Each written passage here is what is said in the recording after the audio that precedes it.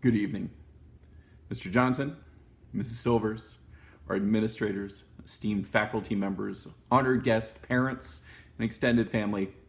I'm so proud to appear before you tonight to celebrate the achievements of our 8th grade Winthrop Lions. This has been a strange year. I spent 3/4 of the year teaching 8th graders. Then I spent 1/4 fighting tooth and nail against a 3rd grader and a 6th grader who happened to live in my house. Believe me when I say this to you, I have missed you. We've all suffered this great disruption to our community that kept you away from your building, your teachers, and your classmates.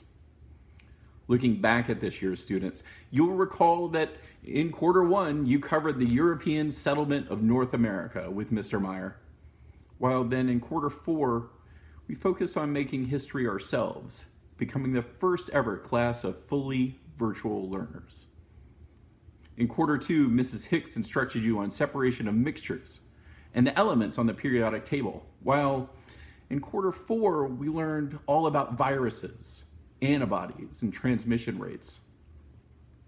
In Q3, Miss Bull's and Miss Reeves' classes focused on factoring polynomials and tangents, while in Q4, we individually focused on how one student in a virtual school can be so lonely. These 3 months, March, April, and May, have been both good and bad for your academics. No FSA, yay! No way to show how much you have grown and earned your way into those honors classes next year. No final exams, yay! No daily trips to and from school? Well, it seems strange to miss that. Lighter classwork load? Oh my goodness, yay! Although no teacher standing over you to make sure that that lighter load gets done, I didn't expect to miss that. But these 3 lost months, March, April, and May, they're also the months of spring. As we discussed in class, spring is the time of birth or renewal. This spring should inspire renewal in you, ladies and gentlemen. The next time you have the privilege of being in a classroom, you should renew your effort, your passion, your desire to be the best student you can be. We just learned how quickly all of this can be taken away from us. You should never waste another year, another semester, another quarter, another month, another week, another day, another class period, another minute in pursuit of the goal each of you seeks, the best education you can obtain. The world will change dramatically in the weeks, months, and even years ahead. Yet there is a major lesson we have learned from the pandemic this spring: the value of our community. This class includes the originals. From kindergarten to grade 8, many of you have spent every day of your academic careers in the halls of Winthrop Charter School. You will be missed. Many more of you have joined along the way. Whether this was your first year or your 9th at Winthrop, you were part of that community. You cheered on your classmates at volleyball games. You practiced after school for a play or a step show. You showed up at tutoring or office hours to improve your work. You went on field trips and got left behind as the bus and your fellow chaperones forgot you. I'm sorry. That should be I got left behind. Every one of these memories is sharper and clearer as this year was cut short. We miss the joy of the 8th grade dance. We miss the opportunity to celebrate in person tonight. We miss signing yearbooks and saying goodbye. We even miss being in class together to learn. If you made the mistake of taking these things for granted in any other year, you probably would correct those mistakes in high school. But this class, you won't fall into that trap. You won't take any homecoming dance for granted. You won't take any yearbook for granted. You definitely won't take your high school graduation for granted. You will savor this post-pandemic life in a way that the students who preceded you never could. You Lions must lead the way forward.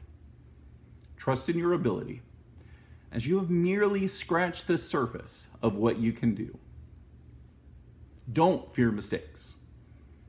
Learn from the chances you take and the failures you encounter, and you shall improve. And dream big. The world will change even more and even faster on the heels of this crisis. Identify where you will be able to make an impact in your community, locally, nationally, globally, and make those around you appreciate and rely upon your greatness. Over this spring, I've been thinking about my own college experience and how different things may look when you attend college in a little more than 4 years. At the University of Florida, I had a class in Carlton Auditorium, which held, and still holds, more than 650 students for one single class. A class that big, and you can disappear, literally not show up, and no one would be the wiser. It was empowering in terms of independence and autonomy as a teenager to make the decision on whether you would go to class. However, foregoing class meant a sacrifice of community. Sitting alongside other students who are passionate about learning is the single best thing you can do in high school, in college, in any class you sit in. Those students next to you, learn with them, learn about them, learn from them. That community is key. And so I leave you with a message that many of my students have already heard, but certainly can benefit from hearing again. You are who you surround yourself with. In other words, you make your own community. If you surround yourself with students who want to go to college, soon you will likely be on your way to college too. When you surround yourself with students who want to go to a particular college, your odds increase as you work towards that common goal. When you find mentors, parents, teachers, siblings, friends who have traveled the road you wish to walk on and can provide you decisive directions, you are building a community. Even through all of this, you are not alone. And because of this spring, we can better appreciate the human connection and what it means to us. Your community can pick you up when you fall down. Your community can stand beside you as you face challenges. Your community can hold you up as an example for others as you achieve your goals.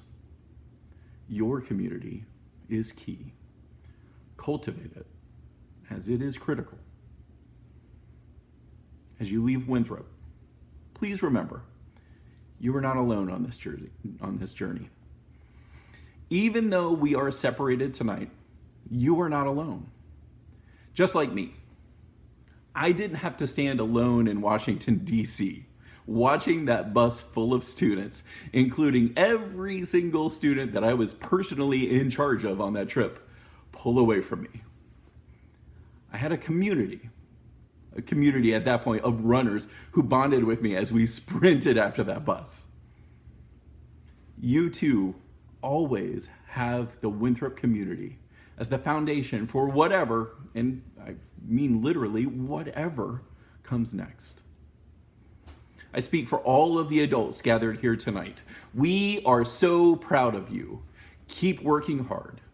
Lions, lead the way. Congratulations, Winthrop class of 2020.